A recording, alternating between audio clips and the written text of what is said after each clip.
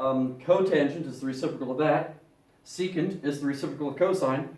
And cosecant is the reciprocal of sine. We can find them all once we get these guys and use our basic trigonometric identity here to find out what the cosine was.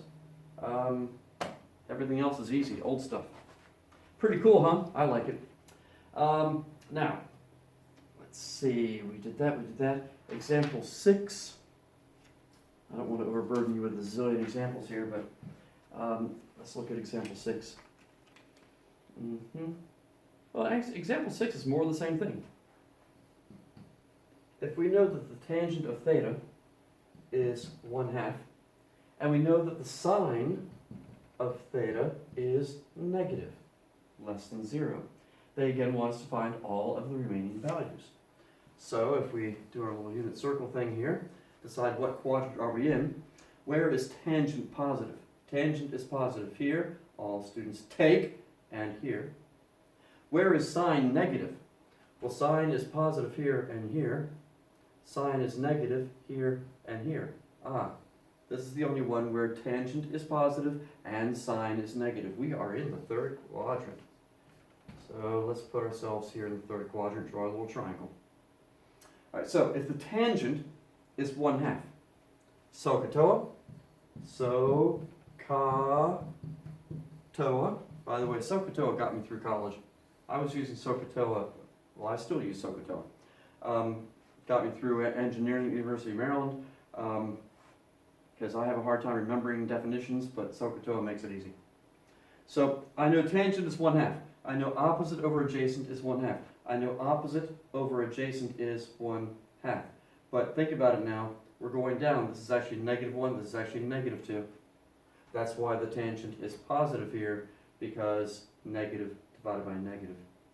Now we need to find out what this guy is. Guess what we're going to use? Yeah, you're right. We're going to use the Pythagorean theorem, which simply says that a squared plus b squared equals c squared. Yes, in these problems, once in a while we go back to your basic geometry stuff. So we have 1 squared plus 2 squared equals c squared. Therefore, what's c going to be? C is going to be the square root of, plus or minus the square root of 5. But wait a moment.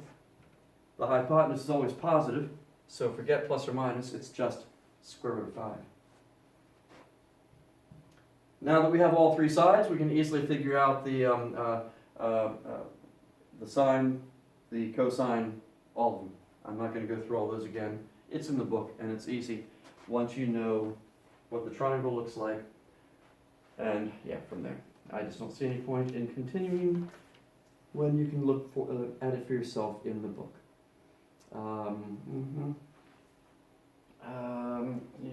Yep. And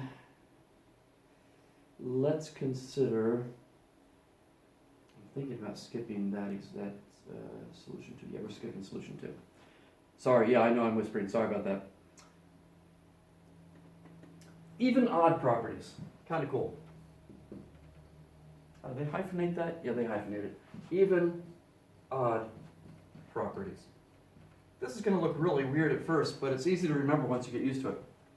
If I write out my functions, sine of theta, cosine of theta, and tangent of theta, and let's use this little trick. Let's put their reciprocals underneath. Cosecant of theta. What's the reciprocal of cosine? Good. Secant of theta. And the reciprocal tangent, of course, is cotangent of theta. Now, consider this. I don't think I'm going to take time to justify this, but studying the unit circle would verify that what I'm about to tell you is true.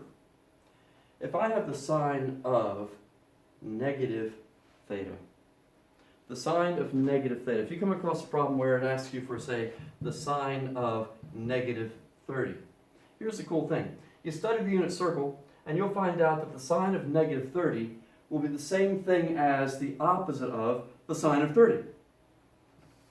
I didn't leave myself enough room. Let me spread these guys out some. Oh, I can't do that. Let me take this, move it way over here. I'm going to take this guy, move it way over there. I'm going to take these guys and move them way over. That's not way over, it's going to have to do. Okay, here's why I need some more room. Because it turns out that the sine of negative theta is simply equal to, I use the word simply a lot I'm discovering, is equal to the negative sine of theta.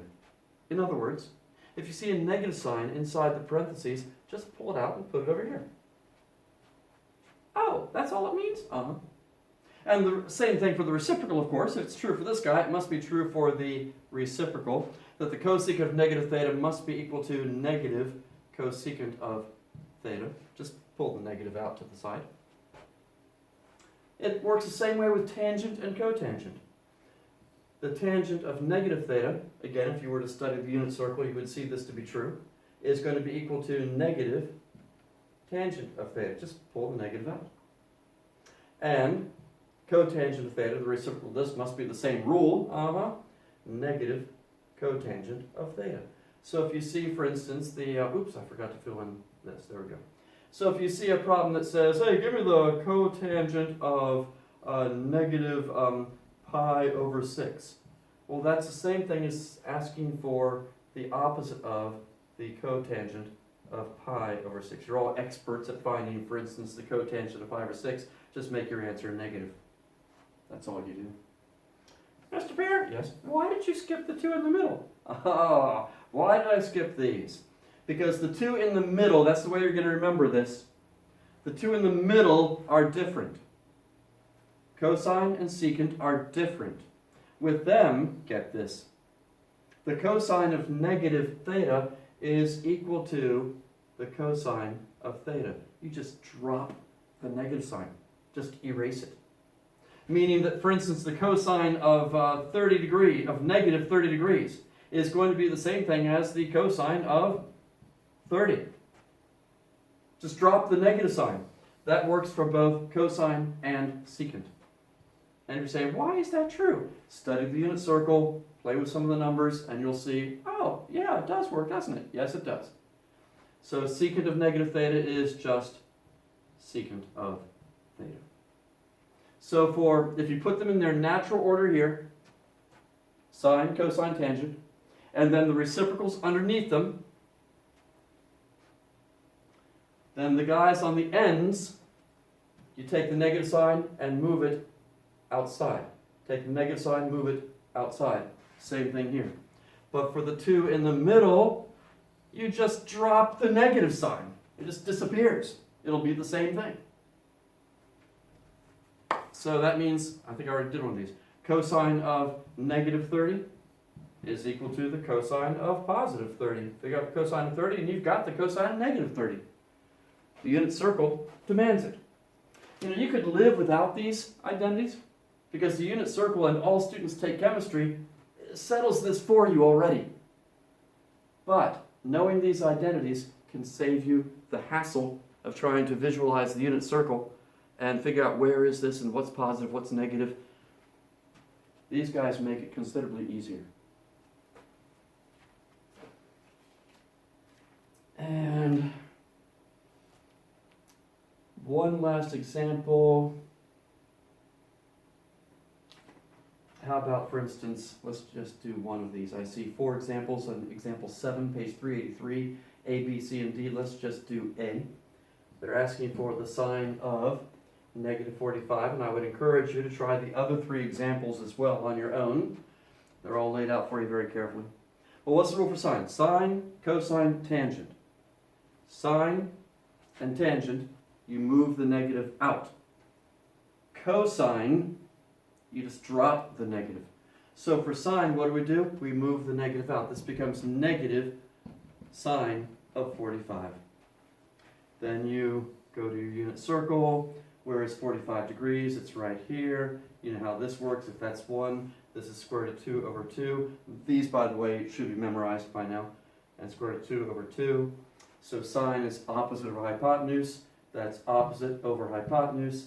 So this would be negative square root of 2 over 2. Could you have survived without knowing this little trick? Yes, you could have. Because where is negative 45? Negative 45 is down here in the negative direction. So here we have 1, we've got square root of 2 over 2, and we've got negative square root of 2 over 2. So then we figure out the sign, opposite over hypotenuse. That's going to be opposite over hypotenuse. And yes, it would be negative square root of 2 over 2. So you can get there without the shortcut. But the shortcut is nice. So the even odd properties are all listed at the bottom, very bottom of page 382. Okay, that brings us to your next assignment, which is as follows. And this is the last assignment in this section. Then next time we'll be moving on to section 6.4. So the assignment is on page, what page is this? 384. 384. And this will be numbers 12 through 88. 12 through 88 by 4. Okay? At some point, in some cases, I might assign odd-numbered problems, but right now I just feel like asking you to do these on your own. And then, of course, in the next video, we'll go through how all of these are done for you. The assignment is not due tomorrow because since it is currently 3 o'clock, I think it would be a little bit difficult for me to post this before 3. So this will be due on, what is tomorrow? Tomorrow is Wednesday. This will be due on Thursday by noon. Hopefully I'll get it posted this afternoon. Why would I not? Yes, I'll have this posted this afternoon. So once you see this, then the assignment will be due by noon on Thursday. Let me write that down here. Due noon on Thursday. Of course, if I ever use this video in the future, this may no longer be true, but at least for the year 2020, this is due on Thursday. And that's it, and thank you for sitting through the whole thing, and have a good rest of your day.